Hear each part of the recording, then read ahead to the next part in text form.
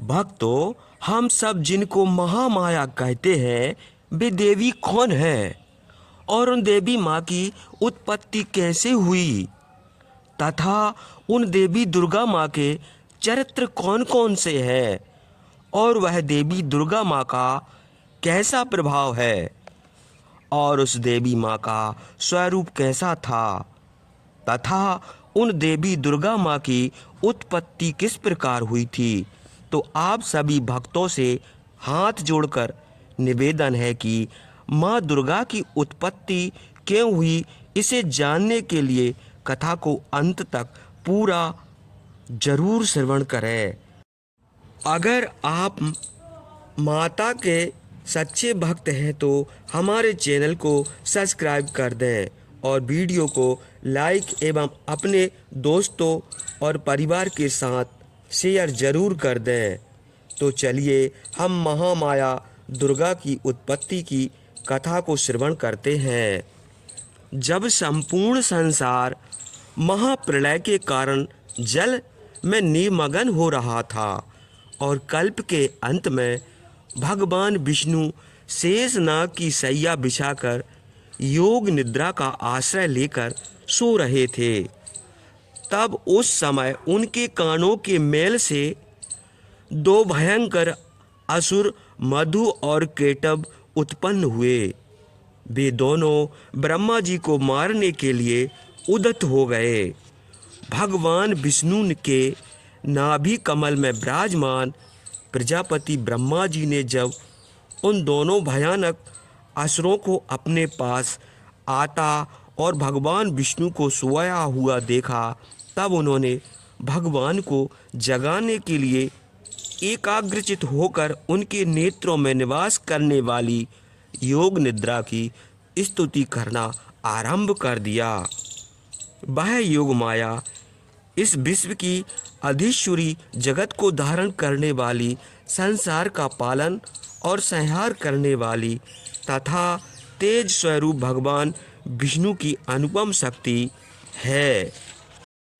उन्हीं भगवती योग निद्रा की भगवान ब्रह्मा इस प्रकार स्तुति करने लगे। ब्रह्मा जी ने कहा, हे देवी, तुम ही स्वाहा, तुम ही स्वधा और तुम ही षष्ठकार हो। स्वर भी तुम्हारे स्वरूप हैं। तुम ही प्रदान करने वाली सुधा अमृत हो। नित्य अक्षर प्रणव ओम आकार उकार मकार, इन तीनों मात्राओं के रूप में तुम ही स्थित हो तथा त्रिमात्राओं के अतिरिक्त जो बिंदु स्वरूपा नित्य अर्ध मात्रा है, जिसका विशेष रूप से उच्चारण नहीं किया जा सकता, वही तुम हो। हे माता, तुम ही संध्या हो। तुम ही सावित्री, सूर्य पत्नी तथा विश्व को जन्म देने वाली ममतामयी माँ हो। इस संसार में आप ही सृष्टि की उत्पत्ति करती हैं। तुम ही इस सृष्टि का निर्माण तथा पालन पोषण करने वाली हो तथा कल्प के अंत में तुम ही प्रलय का कारण भी हो, अर्थात प्रलय करते समय तुम ही संहार रूपा हो। इस प्रकार हे देवी, इस संसार की सत्ता असत्ता अर्थात उत्पत्ति, स्थिति और विनाश सब कुछ तुम ही हो।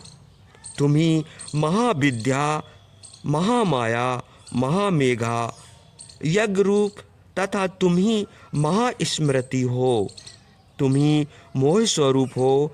तुम ही महादेवी महासुरी हो। तुम ही तीनों गुणों सत रज तथा तम को उत्पन्न करने वाली तथा प्रकट करने वाली प्रकृति हो। हे देवी, आप ही भयंकर कालरात्रि, महारात्रि और मोहरात्रि है। आप ही श्री ईश्वरी है। आप ही हिम और बोध स्वरूपा बुद्धि हो। माता, तुम ही लज्जा, पुष्टि, तुष्टि, शांति और क्षमा हो। तुम ही खड़ग शूल धारणी, घोर रूपा तथा गदा चक्र धारण करने वाली हो। हे माँ, शंख, धनुष, भूषंडी, बंदूक और परिध गोला आदि तुम्हारे ही अस्त्र शस्त्र हैं। हे देवी, आप तो अपने इन उदार प्रभावों से प्रशंसित हो, अतः आपकी स्तुति करने की शक्ति किसी में नहीं है। हे देवी, मेरी आपसे प्रार्थना है कि दोनों दुष्ट असुरों मधु और कैटब को मोहाग्रस्त कर दो और भगवान विष्णु को शीघ्र जगा दो। हे देवी, साथ ही इन दोनों असुरों को मार डालने की बुद्धि भी उत्पन्न कर दो। जब ब्रह्मा जी ने वहां मधु केटब को मारने के उद्देश्य से भगवान विष्णु को जगाने के लिए तमोगुण की अधिष्ठात्री देवी योग निद्रा की इस प्रकार स्तुति की, तब भगवती योग निद्रा भगवान के नेत्र, मुख, नासिका, बाहु, हृदय और वक्ष स्थल से निकलकर बाहर आ गई। बाहर आकर वे अव्यक्त जन्मा ब्रह्मा जी की दृष्टि के सामने खड़ी हो गईं।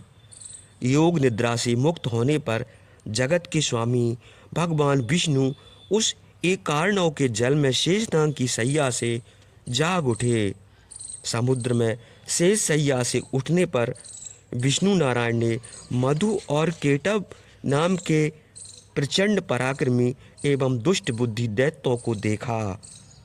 भगवान विष्णु ने देखा कि क्रोध से युक्त उन दोनों असुरों के नेत्र अंगारों के समान दहक रहे थे और वे ब्रह्मा जी के सामने अपना ग्रास बनाने के लिए खड़े थे, उनकी ओर लपक रहे थे। यह देखते ही भगवान विष्णु उठ खड़े हुए और उन दोनों दैत्यों के साथ युद्ध करने लगे। वे दोनों अत्यंत बल के कारण उन्मत्त हो रहे थे। भगवान विष्णु ने उठकर दोनों के साथ 5000 वर्ष तक केवल वायु युद्ध किया। इधर महामाया ने भी उन्हें मोह में डाल रखा था। इसलिए वे भगवान विष्णु से कहने लगे कि हम आपकी वीरता से संतुष्ट हैं, तुम हम लोगों से कोई वर मांग लो। भगवान विष्णु बोले, यदि तुम दोनों मुझ पर प्रसन्न हो तो अब मेरे हाथों से मारे जाओ।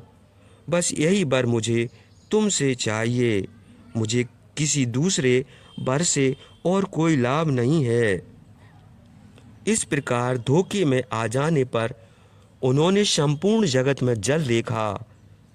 तब भगवान से उन्होंने कहा कि जहाँ भूमि जल में डूबी ना हो, अर्थात सूखा स्थान हो, वहाँ हमें मारो। शंख चक्र गदाधारी भगवान विष्णु ने ऐसा ही हो कहकर अपनी जंघा पर उन दोनों के सिर रखकर चक्र से काट डाले।